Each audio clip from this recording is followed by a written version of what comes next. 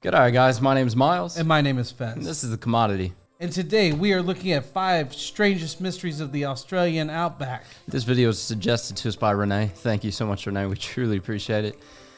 Guys, before we hop into this video, we'd like to give a huge shout out to today's sponsor. We were pretty skeptical when we were first introduced to the bone conduction audio technology, but the OUTBACK bone conduction waterproof headphones took that skepticism away pretty quickly. These IP68 rated headphones are perfect for people like us that enjoy every second that they can get in the water, but also want to enjoy music as well. Being made of lightweight titanium materials, they are super comfortable and won't cause earaches after long usage like traditional headphones. Not only do they support Bluetooth, but they also have 16 gigabytes of memory to download music onto the headphones themselves. That way you can listen to music underwater without Bluetooth connection issues. If you want to get a pair for yourself or a friend, click our affiliate link below in the description. Before we hop into this video also, if you would go ahead and give us a thumbs up, it truly helps us out in getting these videos out to more people. Also, if you would go ahead and click that subscribe button and the bell notification icon, that way you guys can stay informed on our future videos. And if you're feeling frisky and you'd like to help support the channel even more, click that join button down below. I didn't even give you the chance. Exclusive. YouTube short shout out. You'll get a YouTube short shout out if you click that join button. Let's watch this video. Let's see what it's all about. The Australian outback is a remote, vast, and sparsely populated area that spans 5.6 million square kilometres, or 3.5 million miles, making it almost 22 times bigger than the UK. In such a huge area, it's easy to see why it can take hold of one's imagination.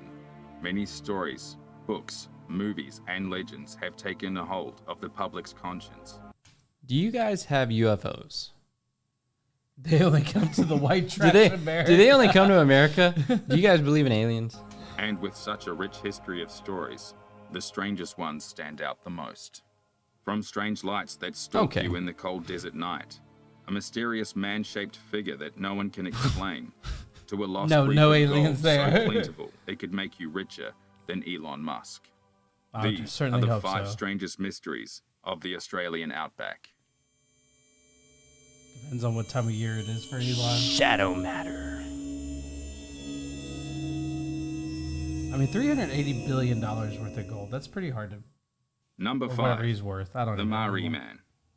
The Maori Man, or also known as Stewarts Giant, is a modern geoglyph constructed in 1998 under mysterious circumstances. Stewarts Giant? The Maori Man, so named because of its close proximity to the small outback town of Maori in South Australia. Which also just so happens to be, and it's not spelt the same, but the Murray River salted caramel Tim Tams, if you guys want to send me any. 700 kilometers north of so Adelaide. Stupid. The figure is 2.7 kilometers, or Son of a 1.7 bitch. miles tall, with a perimeter of 28 kilometers, or 17 miles, That's extending odd. over an area of about 2.5 square Somebody had a lot kilometers, of time or on their hands. 620 acres. The Or an figure is alien of had an very little Aboriginal time on their Australian hands. man holding a boomerang. It was first spotted by a charter pilot in June 1998. 20 He miles states, above it. "It was so big I assumed everyone would know about it. But when I landed back in town, no one had heard about it." He goes on to say that the townspeople thought he was delirious as he tried to explain the epic proportions of the geoglyph, saying that he spotted it from 6,000 feet in the air. So if that's legit, that's fucking wild. Well, even if it is legit, I'm curious if... I mean... Like something like that has to be maintained, I would imagine. That's the thing. That's what I'm thinking. I'm like... Like you got to keep it like that. Yeah.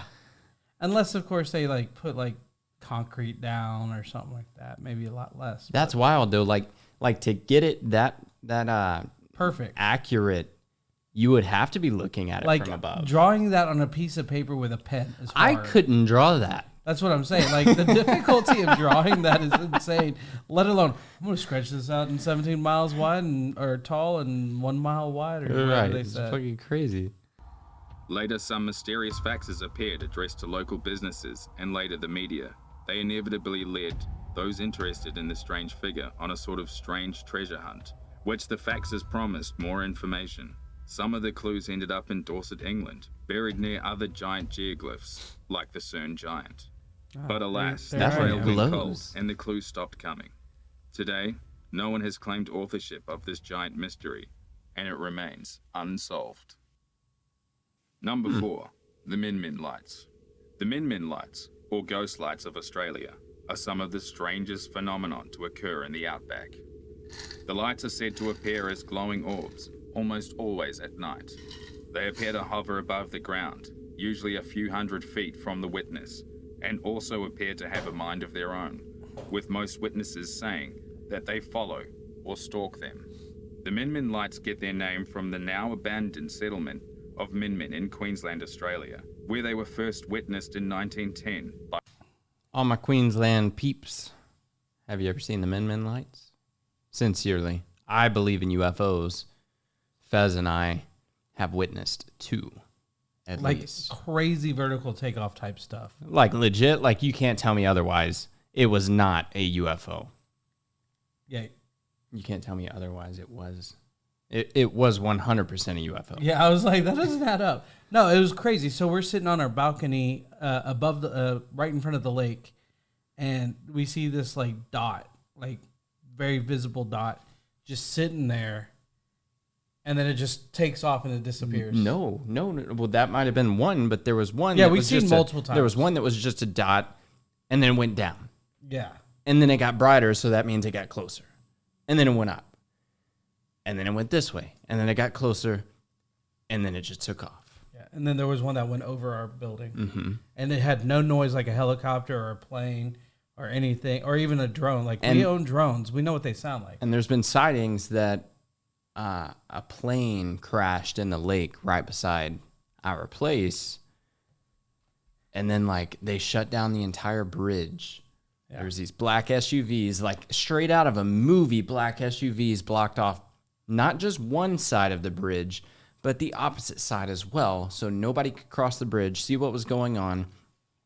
And then the next day, there was one news article about it, and it was that they found no oil leaks or oil spills or anything, so nothing crashed in the Zero water. remnants of anything.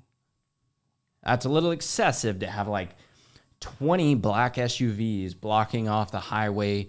You got boats out in the water with searchlights. Something's a little fishy. by a stockman riding his horse near an old graveyard. As he rode down the highway, the light chased him until he reached another town and disappeared into thin air. Many people have had similar accounts and say that they have been chased by them as they travel by car, initially thinking it could be the headlights of a motorbike, only to realize that they are floating too high 100 feet above the above ground us. for it to be so. Also, the lights will appear to dance around and behave erratically. A few theories have arisen to explain this strange phenomenon, ranging from uranium ore deposits releasing gas, inverted mirages, and more frighteningly, UFOs.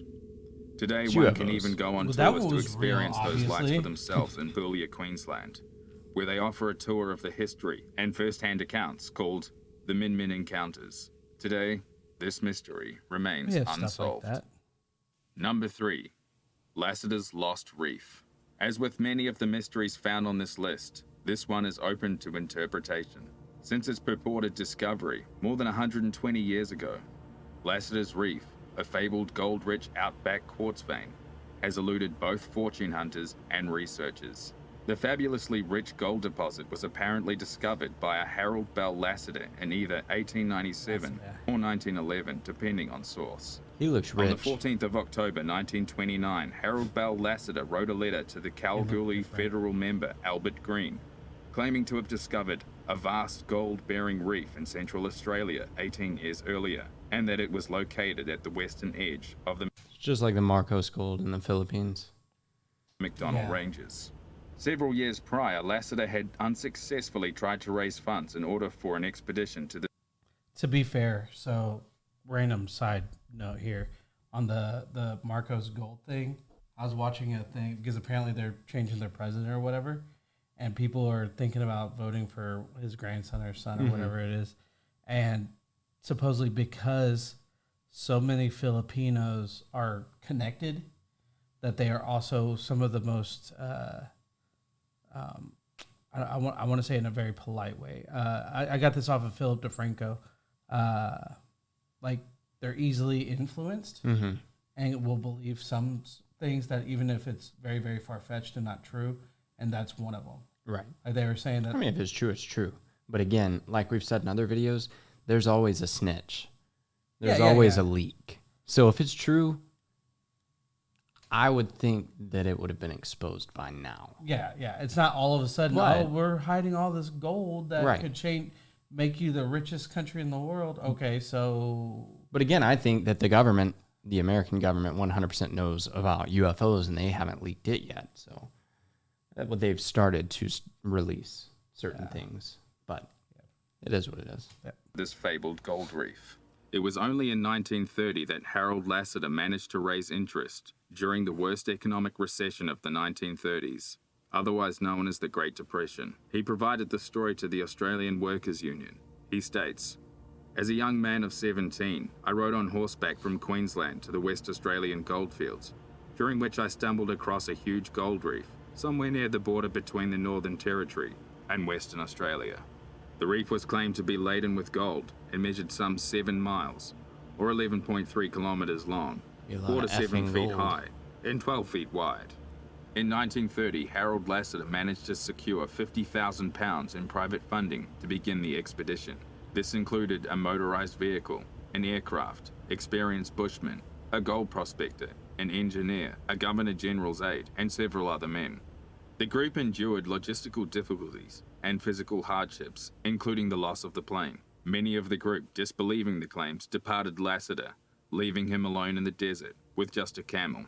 1 year later, a search for Lasseter was conducted. They found Lasseter's decomposed body at Winter's Glen and his personal effects in a cave at Hulls Creek, which included a diary.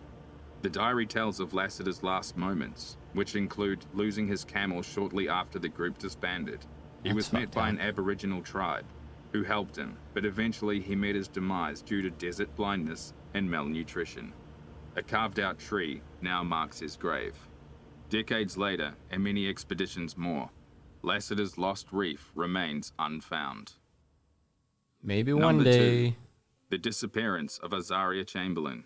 Probably the most famous or infamous case on this list. The incident in question involves the disappearance of 9-month-old Azaria Chamberlain.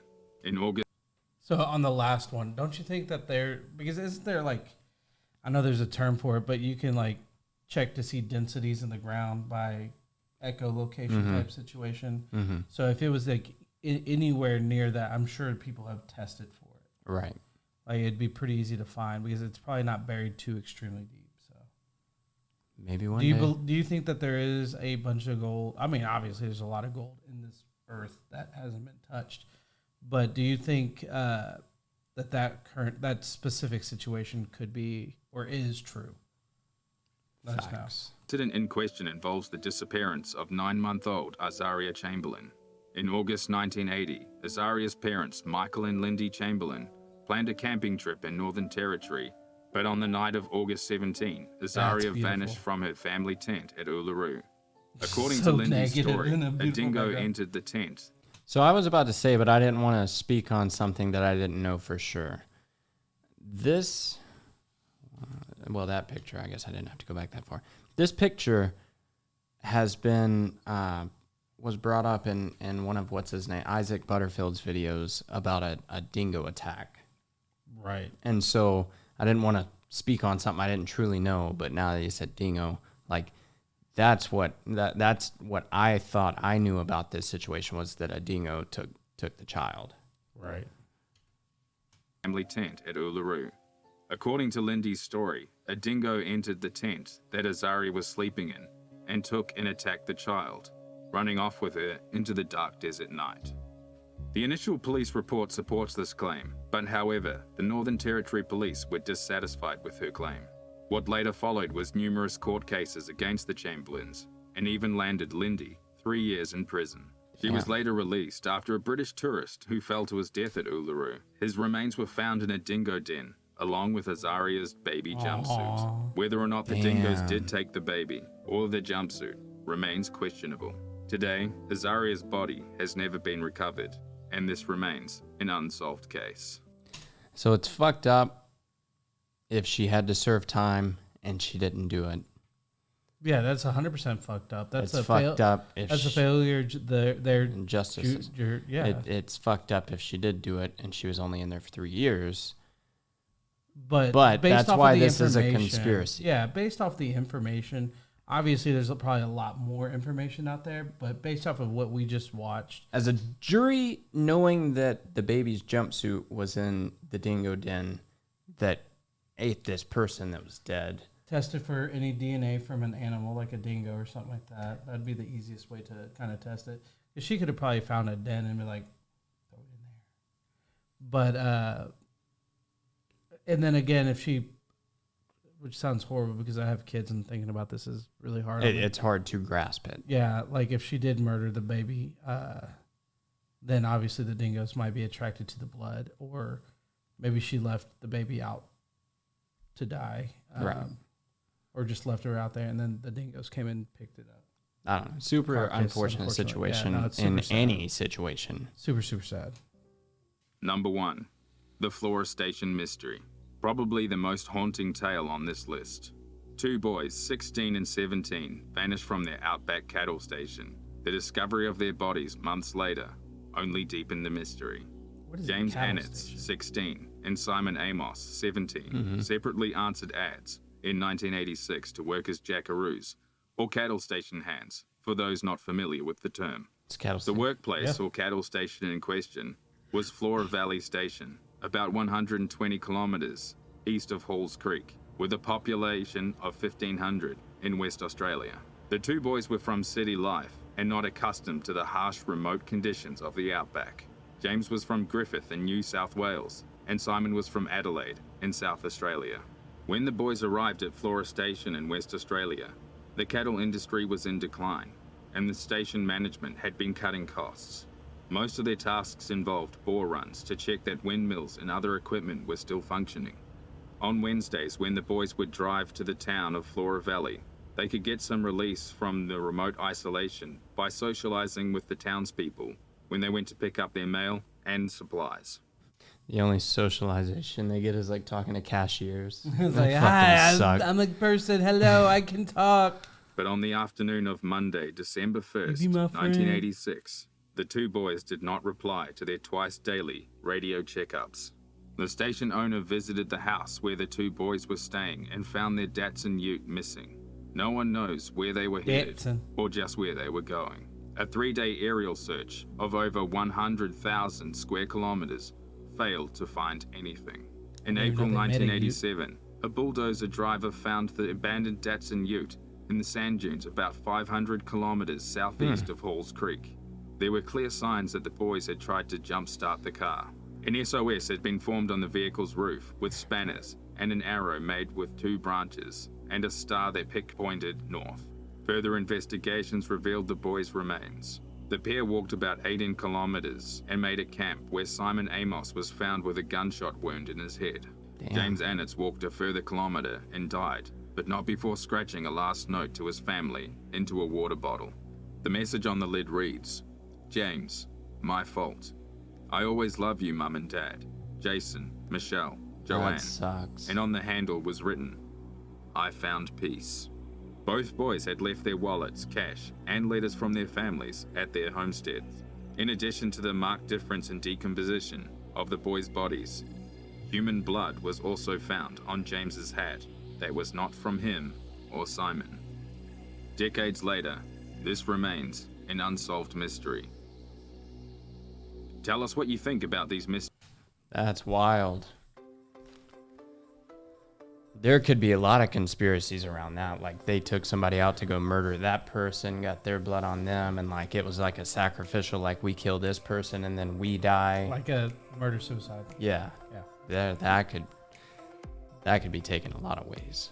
That's wild. I'm kind of curious of what blood. I'm assuming later on they tested it because obviously DNA testing. Yeah, happened because they said later this on. was in the 80s. Yeah. So this was a good video. Guys, well, thank you, Renee, for the suggestion again. But guys, if you want to suggest more videos like this, I'm definitely into like mysteries, conspiracies, murders, stuff like that. I'm not a big fan of stuff with kids. Yeah, I'm not either. I'm not a big fan of Adults, yeah, kid fuck stuff. all y'all. Yeah. Let's see how you died. Yeah. You know, way different. It's Yeah. still sad, don't get me wrong.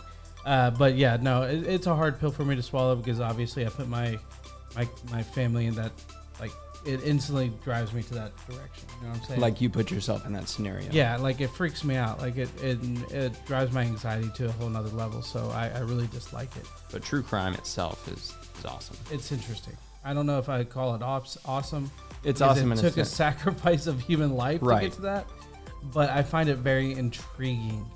I find it, okay, so that would be a better word. I find it intriguing because like I try and grasp how another human being so truly finds that the type of thing that they did okay or normal. Yeah. So what you're actually not finding the actual murder itself intriguing. You're finding the murderer, the mind of the murderer intriguing. Yes. Which is probably more accurate for me as well. Yeah, obviously I'm not intrigued by the murder. The act sucks. But the way the thought process to get them to that point is what makes it intriguing. Like, you know, I mean, like there's science behind it. There's what's the word I'm looking for? Psychology behind it. There's so many different aspects to a way a person thinks. Whether, like I said, whether it is psychology or something else or some other type of mental instability or lack of mental capacity or derangement or multiple personality disorder. Yeah, that's wild. Yeah, absolutely. So I mean, there's multiple aspects about it, and it's really weird. So there's I'm gonna leave it there because we can probably find other videos that are kind of filling this. So I've been asking recently if y'all have any videos that you would like us to watch that aren't stupid long, even if they're a little bit longer, but not outrageously long. We don't want to do a 30-minute video because that's going to take us an hour to go through. Yeah. But we're looking for I am looking for videos that we can do that aren't about any specific culture, but rather just information about anything. Whether it's something military or something like this, where it's mysteries or death or really anything. Link to our Discord is down in our description. I'm trying to figure out if it's worth kind of venturing out from what we're doing, just to see if y'all enjoy it, obviously. But yeah, check it out. Drop us some suggestions in our Discord. But guys, I hope y'all enjoyed this video. If you did, please hit the like button. If you want to see our future videos, hit the subscribe button and the bell notification. And if you want to support us directly, hit that join button. And with that being said, my name is Miles. And my name is Fez. Thanks for watching, guys. Peace out.